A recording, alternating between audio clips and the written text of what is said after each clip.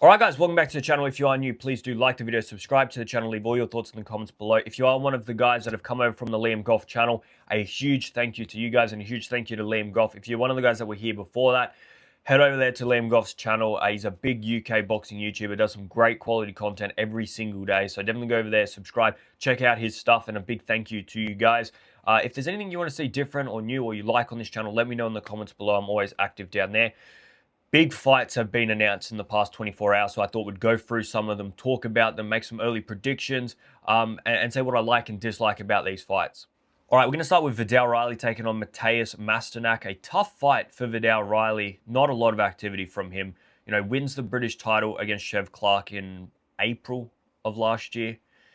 And he's now going to take a fight on the Deontay Wilder vs. Derek Chisora undercard in April of this year. So 12 months out of the ring. I don't believe there was an injury. Correct me if I'm wrong.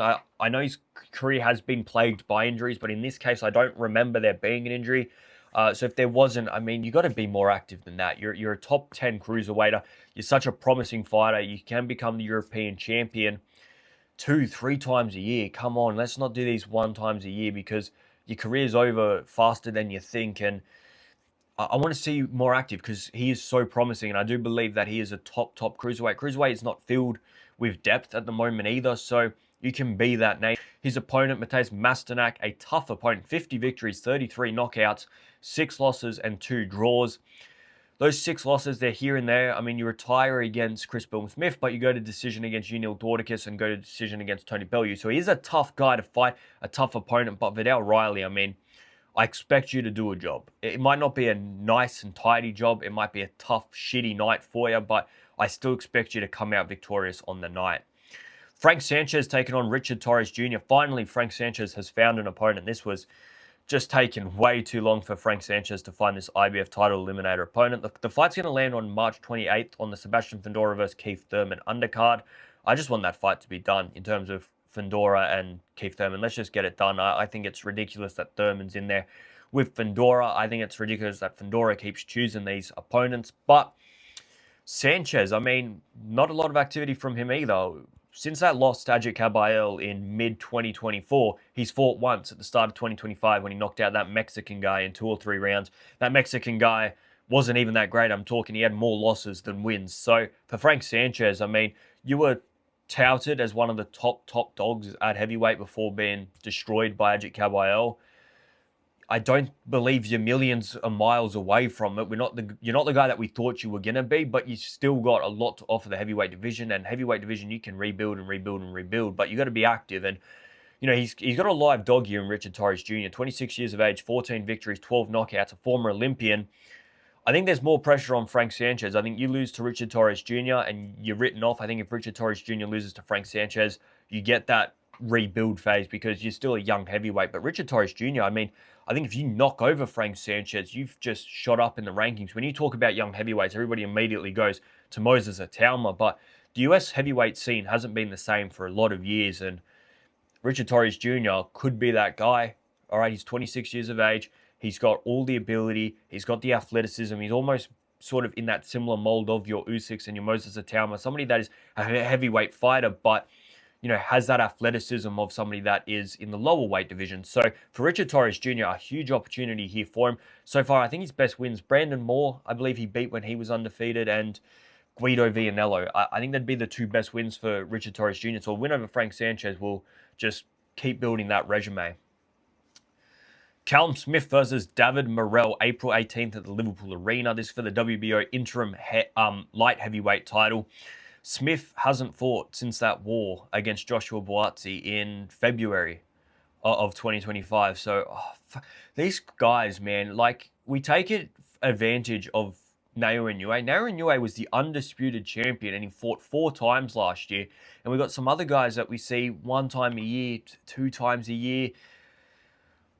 I'm greedy, but, you know, go back to the 60s or 70s and we're looking at guys that were fighting, you know, 10 times a year. All right. Some people just, I know there's injuries and different things, but sometimes you get the shits with fighters that don't fight very regularly at all. And so Callum Smith, last fight against Joshua Buatsi, that was a hell of a fight. That was one of the fights of the year last year. Like, just two guys go on a war for 12 rounds, and it was just a perfect masterpiece of great entertainment and boxing. And David Morrell, I mean, his last fight was Imam Khatiev in July. A fight, by the way, I believe he lost.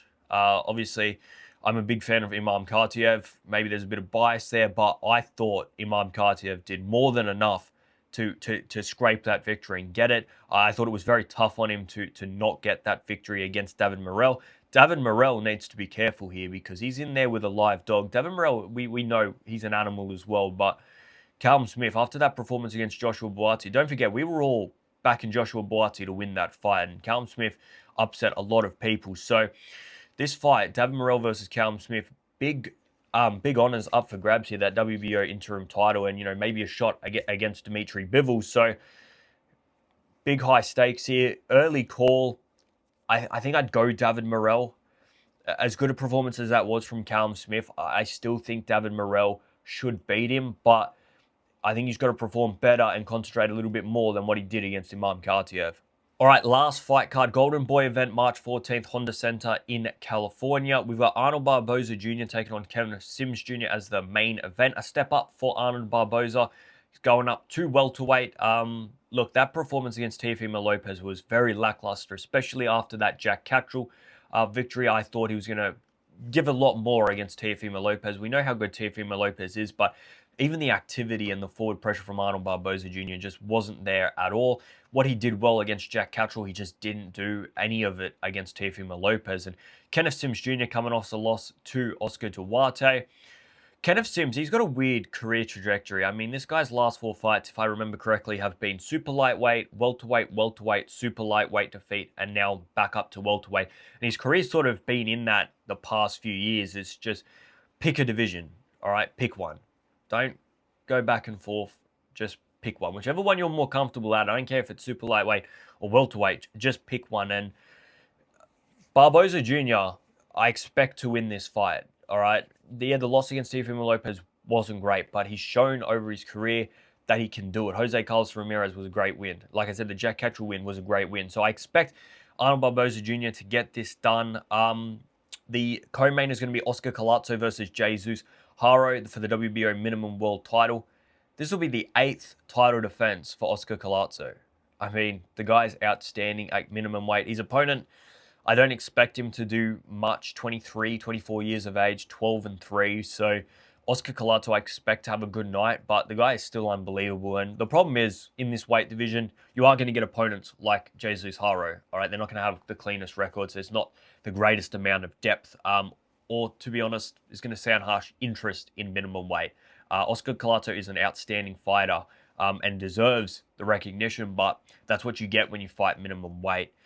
Gabriela Fundora versus Viviana Ruiz Corridor. I actually called this fight. I said this months ago that this was going to be the fight that Fundora takes next because Viviana Ruiz Corridor, I believe, is highly ranked and she's the interim WBA flyweight champion.